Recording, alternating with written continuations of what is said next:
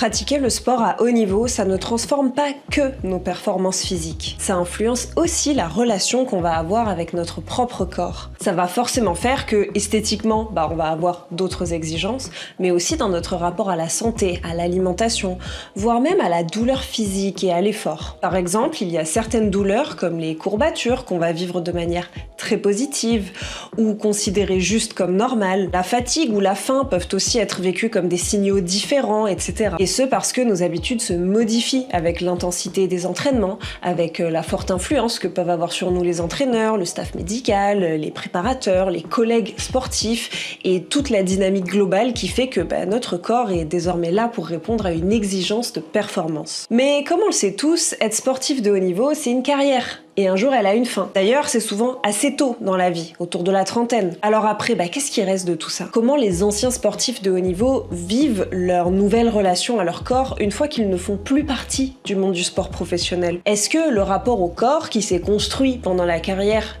il s'efface? Ou est-ce qu'il perdure? Et surtout, pourquoi? C'est la question à laquelle une étude suisse sortie en 2023 tente de répondre et qu'on va découvrir aujourd'hui dans ce nouvel épisode pour la chaîne David de Recherche.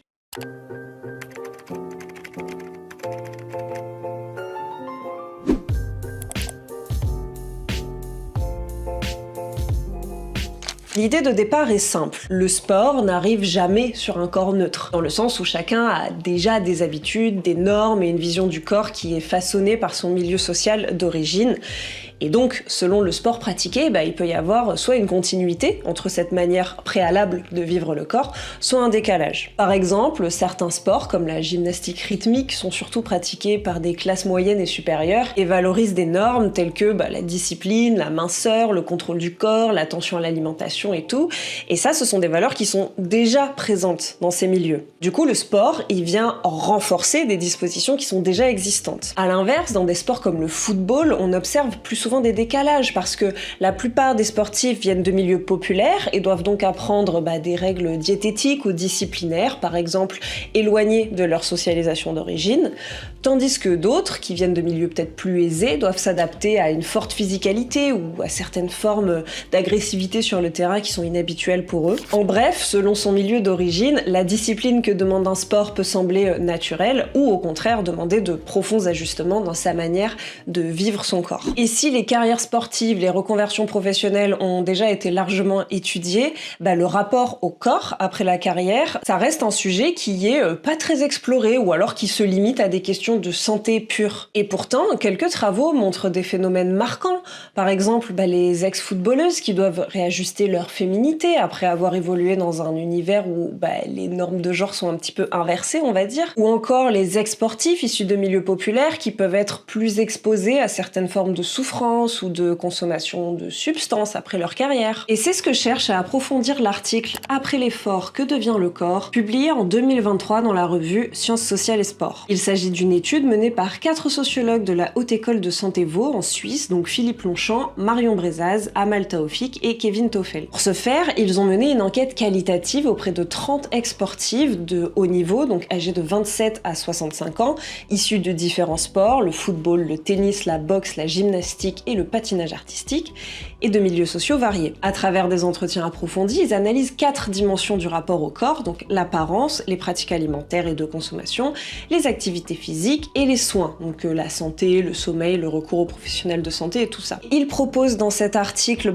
3 portraits d'hommes, donc 2 ex-patineurs et un ex-gymnaste, qui sont choisis en fait pour limiter les effets qui pourraient être liés à l'âge ou au genre, et du coup mieux isoler le rôle du milieu social. Et vous allez voir que c'est des trajectoires qui sont très contrastées et qui permettent finalement de comprendre concrètement comment le rapport au corps se transforme ou se maintient après une carrière de haut niveau, et on va découvrir ça tout de suite.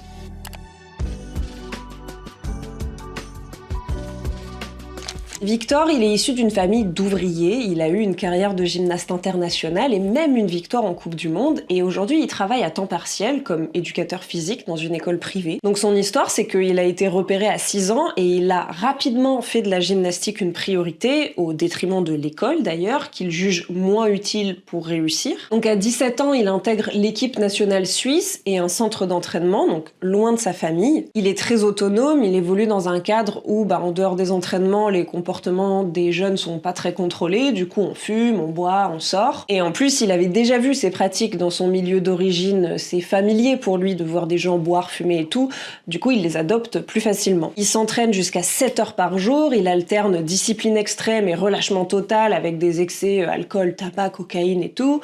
Il a une forte consommation d'anti-inflammatoires pour tenir, pour faire face aux douleurs, et au final, il privilégie la performance à sa santé. Il valorise aussi beaucoup son apparence, il fait la fête, il multiplie les conquêtes, enfin bref, il a des comportements finalement simplement liés à une vision populaire de la masculinité, où on a tendance à voir que la virilité, ça passe par la résistance à la douleur, la prise de risque, la mise en valeur du corps et tout ça. Du coup, le sport, il est pour lui à la fois un levier d'ascension sociale, mais aussi un moyen d'affirmation de sa vision de la masculinité. En tout cas, de la vision dans laquelle il a été éduqué. Puis, à 21 ans, Victor se blesse et en plus, il développe des problèmes aux reins liés à tous les anti-inflammatoires qu'il prenait.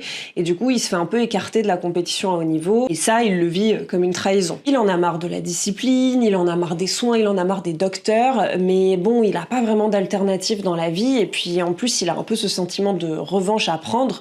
Du coup, il va se mettre à s'entraîner de son côté, malgré son état de santé, et au final, il va même parvenir à remporter quelques titres nationaux pendant les années qui vont suivre. Sauf que son rapport au corps, il reste très instable, parce qu'il va de discipline extrême à excès, encore une fois avec les fêtes et les drogues, et à ses 25 ans, le couperet tombe et il est suspendu pour consommation de drogue, et ça met fin à sa carrière. Du coup, il se retrouve sans revenu, il retourne vivre chez ses parents, et la reconversion, elle est difficile. Aujourd'hui, il travaille à mi-temps et il privilégie sa vie familiale, et il fait presque plus de sport, parce qu'il en est carrément dégoûté. D'ailleurs, il dit même que s'il avait une baguette magique, il souhaiterait retrouver son corps d'avant sa carrière de sportif. En fait, Victor, il est arrivé à saturation. Il trouve en avoir trop fait, il se perçoit comme physiquement abîmé et il rejette totalement le sport qu'il considère comme coupable. Et il considère même vivre plus sainement aujourd'hui, malgré des habitudes pas forcément hyper équilibrées. Donc clairement, on est passé d'un surinvestissement extrême de son corps à un rejet presque total, et maintenant il est dans une vie très sédentaire, sans recherche de performance, sans discipline, et il juge pourtant ça beaucoup plus sain que sa vie de sportif de haut niveau.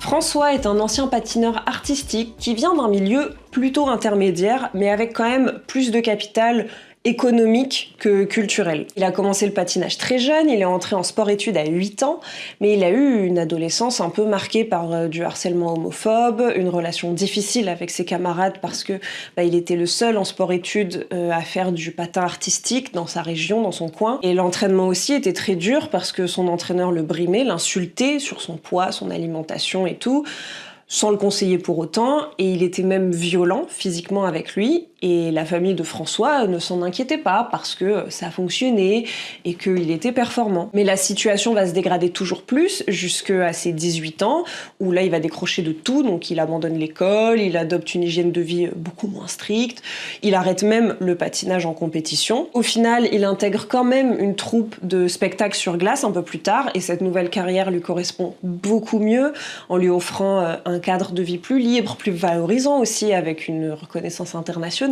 Et donc il fait ça pendant 16 ans, donc jusqu'à environ ses 35 ans, où il va arrêter la carrière pour devenir plutôt entraîneur, mais il va jamais interrompre son activité physique pour autant, contrairement à Victor. Il enchaîne avec d'autres pratiques intensives, à base de 3 heures de sport par jour, de l'acrobatie aérienne, du yoga Bikram, du RPM, du GRIT. Et en vrai, il développe même une forte anxiété face à la sédentarité. Il dit qu'il préfère son corps maintenant à celui qu'il avait pendant sa carrière. Pour autant, il dit aussi qu'il sera jamais satisfait et qu'il aimera jamais son corps. En fait, son but, c'est pas du tout de maintenir ou d'être juste bien, mais en fait, c'est de progresser sans arrêt. En fait, François, il se recrée une discipline ultra exigeante, voire pire qu'avant, et même son alimentation est beaucoup plus stricte que quand il était plus jeune. Il a beaucoup d'interdictions.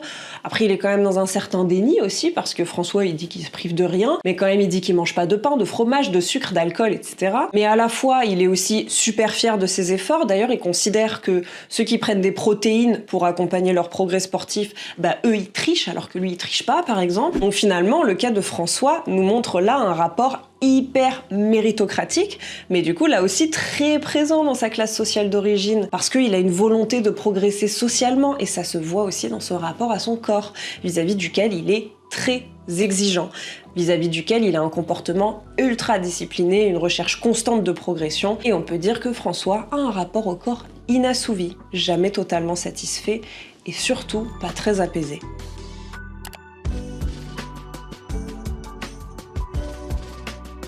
Donc Tian, il vient d'un milieu bourgeois, c'est un ancien patineur de haut niveau aussi, il est aujourd'hui juriste dans un cabinet de conseil. Dès petit, il est encouragé à pratiquer plusieurs activités, donc on lui fait faire de la musique, du violoncelle, il fait plein de sports différents, et à 8 ans, en plus de la musique, toujours, il se lance dans le patinage où il excelle, et il évolue avec un entraîneur bienveillant, bien choisi avec ses parents, beaucoup de copains qui font les mêmes activités que lui et tout ça. À 15 ans, il peut intégrer l'équipe nationale, il peut aussi rester à son domicile familial. Du coup, à l'inverse de Victor, il garde un cadre de vie très structuré, un accompagnement familial privé et bienveillant, notamment sur le plan alimentaire et de la santé. D'ailleurs, encore à l'inverse de nos deux autres portraits, lui, il apprend très tôt à écouter et à protéger son corps et sa santé, qu'elle soit physique comme mentale. Il est très soutenu là-dedans par son entraîneur et sa famille, notamment sa mère, qui est dans le milieu médical. Donc les entraînements sont adaptés, il privilégie des méthodes douces, des médecines alternatives, de la préparation mentale. À 23 ans, il se déchire les ligaments de la cheville, du coup ça l'éloigne des patinoires pendant un bon moment, mais il peut mettre à profit cette pause pour se concentrer à fond sur ses études. Et au final, il profite de cette période pour obtenir son master, et du coup il décide de mettre fin à sa carrière professionnelle de sportif parce que ça lui demanderait beaucoup trop d'efforts de retrouver son niveau d'avant, et que au final il a d'autres possibilités dans la vie grâce à sa possibilité d'avoir un poste de juriste. Aujourd'hui, il pratique toujours beaucoup d'activités physiques, mais de manière souple, diversifiée, quand même beaucoup pour le plaisir aussi. Donc il fait de la course à pied, il fait du badminton, il fait de l'escalade. Il s'adapte aussi à ses envies, à son état. Il a un rapport à son corps très détendu, il fait attention à son hygiène de vie, mais sans contrainte forte, vu que il a appris, il a intériorisé dans toute son éducation familiale des bonnes habitudes, notamment alimentaires et physiques. Il a le choix, il sait s'adapter à ses besoins, et donc son corps peut être qualifié de mondain, dans le sens où il est mince, sportif, en bonne santé, le tout en donnant une impression de naturel et de facilité. Mais en réalité, cette apparence de facilité, elle repose sur des normes, comme on vient de le dire, qui sont juste profondément intériorisées et qui rendent l'effort moins perceptible, même pour celui qui les fait. C'est juste qu'il part dans la vie avec des meilleures habitudes.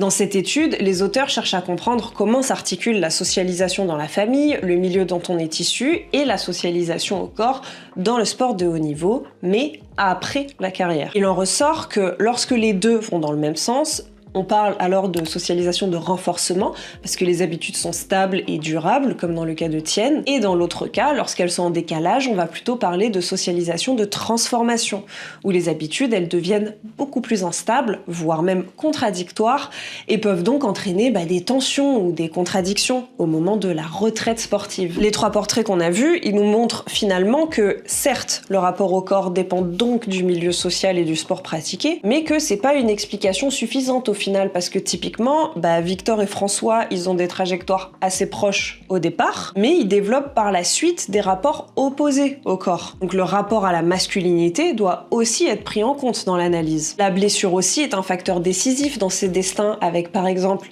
Victor, qui vit un arrêt brutal, versus le cas de Tian, qui nous montre que, à nouveau, le contexte social s'avère être un facteur déterminant. Parce que contrairement à Victor, Tian, il dispose d'autres ressources, notamment scolaires, culturelles, et il peut faire autre chose dans sa vie que le sport. Donc pour l'un, la blessure c'est une rupture brutale, tandis que pour l'autre, c'est une opportunité de reconversion. Et le facteur déterminant, décisif dans cette histoire, c'est le milieu social d'origine et le capital qu'il donne aux individus. Pour certains, le sport est une option, tandis que pour d'autres, c'est leur seule voie de réussite.